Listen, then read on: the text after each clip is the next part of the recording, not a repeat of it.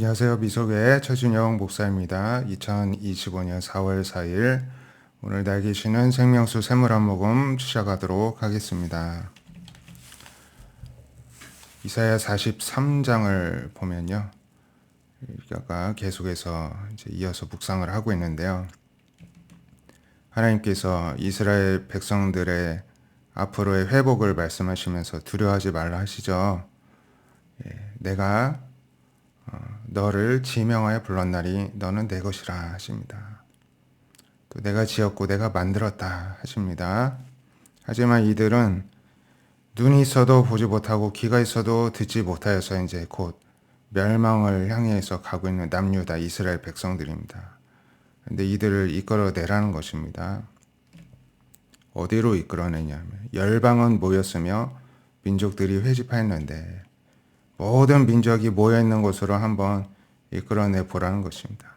그러면서 그들 중에 누가 이 일을 알려주며 이전 일들을 우리에게 들려주겠느냐.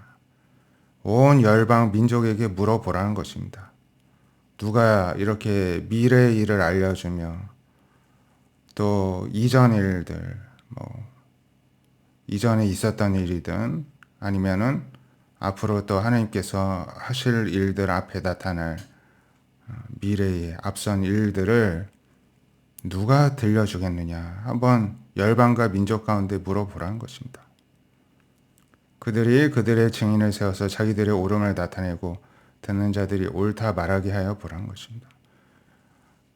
모든 열방 민족 가운데서도 자기들 신이 이렇게 미래에 일어날 일을 예언해주고 그것을 이루어간 그런 신이 있었다면은 한번 증인을 내세워서 증언하게 해보라는 것이죠. 하나님이 이렇게까지 물으신 이유는 그러한 신은, 그러한 민족은, 열방은 이 땅에 없다는 것입니다. 나 여호와가 말하노라. 너희는 나의 증인, 나의 종으로 택함을 입었다. 너희는 나의 증인이다. 나의 종이다. 증인은 뭡니까? 목격한 걸 증언하는 사람이죠. 하나님께서 하시는 일들을 목격하고 증언하기 위해서 세워진 증인으로 택함을 받았다는 것입니다. 또 하나님의 일을 함께 맡아서 감당할 종으로 택함을 받았다는 것이죠.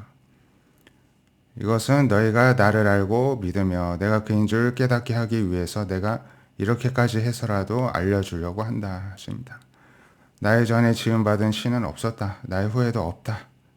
이 세상에 오직 신은 나밖에 없다 하십니다. 나고 나는 여호와라. 나 외에는 구원자가 없다.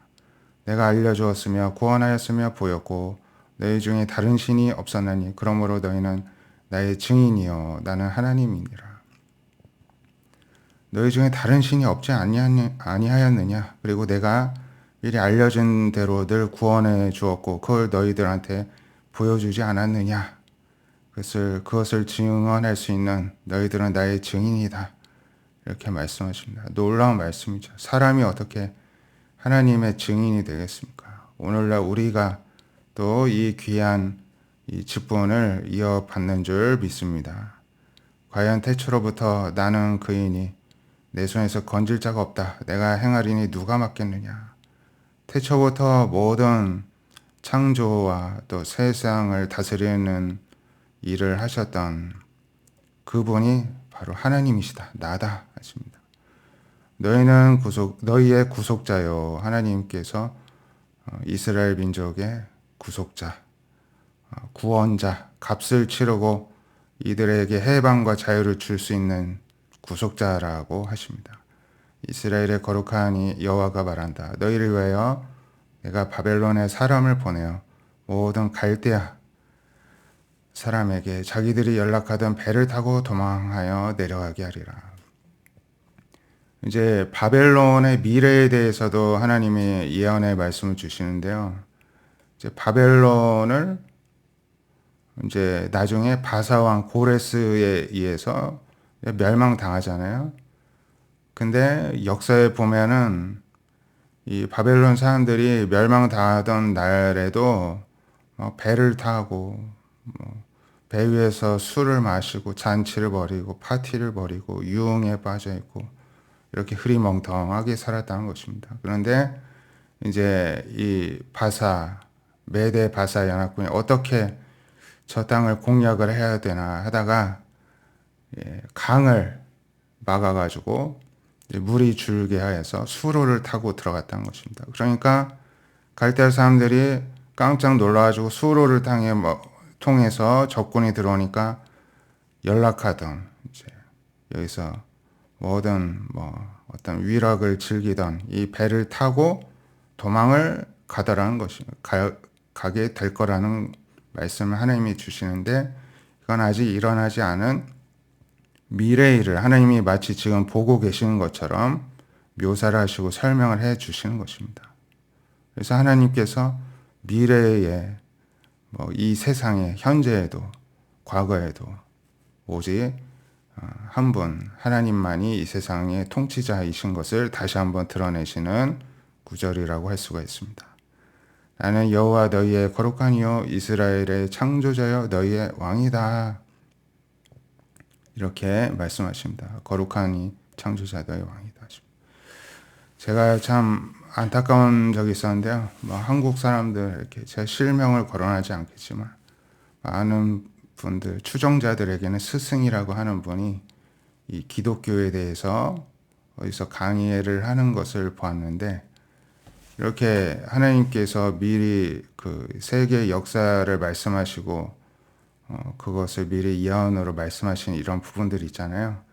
이것을 어떻게 불신자들은 해석을 하냐 하면 이게 다 이루어진 후에 기록을 했다는 것입니다. 그래 놓고 마치 정말로 이들의 신 하나님이 미리 예언을 해주는 것처럼 사람들을 속이고 있다. 이렇게 이야기를 하는데, 그 사람을 굉장히 큰 학자로 추종하는 사람들이 많고, 제가 알던 기독교인들 중에도 그 사람의 강의를 듣고 참 끄덕거리는 이런 사람들도 있었는데, 그런 안타까움이 있었습니다. 그분은 심지어 모태신앙으로 태어나서 기독교 가정에서 태어난 분이 성령을 만나지 못하고 어떤 회심을 경험하지 못하니까 이제 완전히 불신자가 돼서 기독교를 부정하고 그렇게 본인이야말로 그렇게 실제 증명을 하지도 못할 것을 자신의 생각으로 이렇게 거짓말을 하는 거짓의 아비 마귀를 따라가는 그 길을 볼 때 참으로 안타까웠습니다.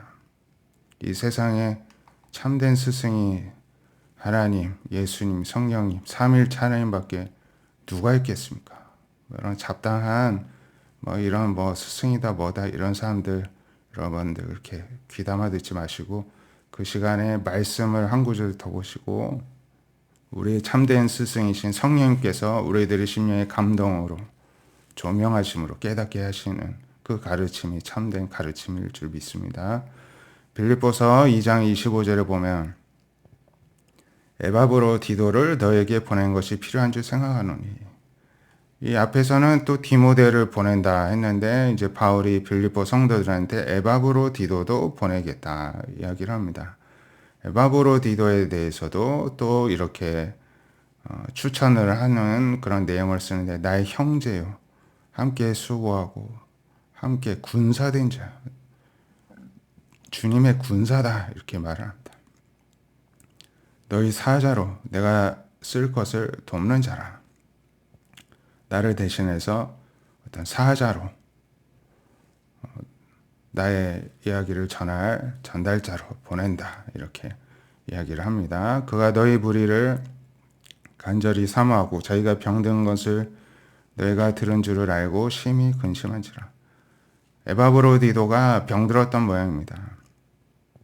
그런데 빌립보 성도들이 듣고 근심하고 또 함께 간절히 낫기를 기도하고 이제 중보하였겠죠. 그걸 알고 오히려 또 마음에 근심을 가득해서 내가 괜히 성도들 근심 끼쳐 주었다 이렇게 여기고 있다는 것입니다. 실제로 병들어 죽을 정도가 됐었는데 하나님께서 긍휼히 여기셨고, 그뿐 아니라 또 나를 긍휼히 여기사, 지금 바울이 감옥에 붙잡혀 있잖아요. 그래서 그를 돌보던 에바브로디도였기 때문에 에바브로디도 자신도 긍휼히 여기셨고 감옥에 갇혀 있는 바울도 불쌍히 여기셔서 근심에 근심을 면하게 해주셨다는 것입니다.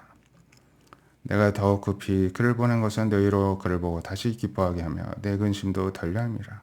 이제 서로 또 주의 종들 성도끼리 함께 다시 만나면서 반가워하고 또 하나님께서 주신 은혜를 함께 기뻐하기를 원한다는 것입니다.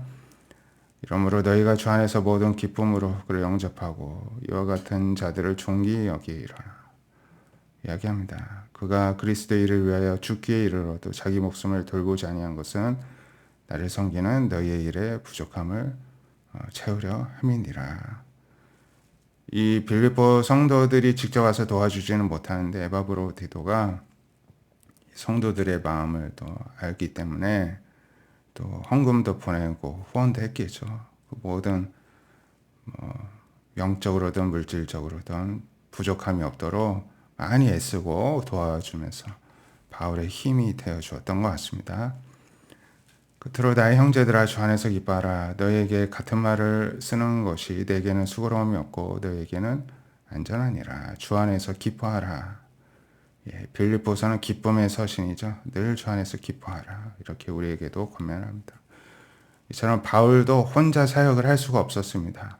에바브로디도 디모데 또 후원하는 빌립보 교회가 있었기 때문에 한 팀이 되어서 하나님 나라의 일을 하였듯이 우리도 혼자서 하나님의 일을 하는 것이 아니라 우리 성도들, 가족들, 사랑하는 이들, 친구들, 동료들 모두가 힘을 합하여 하나님의 나라를 세워나가고 그 일은 또 하나님께서 혼자 하시지 않고 우리를 한 팀원으로 여기시고 종으로 삼으셔서 하나님의 일을 우리에게도 나눠주시고 맡겨주시기 때문에 우리가 함께 하나님과도 또 모든 성도들과도 하나님 나라의 일을 감당하는 줄 믿습니다.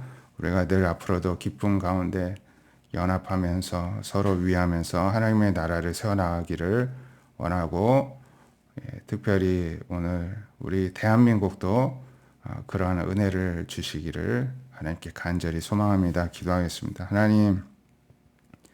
하나님께서는 이 세상을 다스리시는데 혼자서만 하시지 않고 사람들에게도 하나님 나라의 일을 동참하게 하시고 하나님께서 하시는 일들을 목격하고 증언하게 하시는 일을 늘 감당케 하시고자 증인들을 세우셨는데 오늘날 그 증인이 바로 우리들인 줄 믿습니다. 성령의 감동 없이 하나님께서 일깨워 주시는 것 없이 하나님과 교제 없이는 이 신앙이 아무 의미가 없습니다.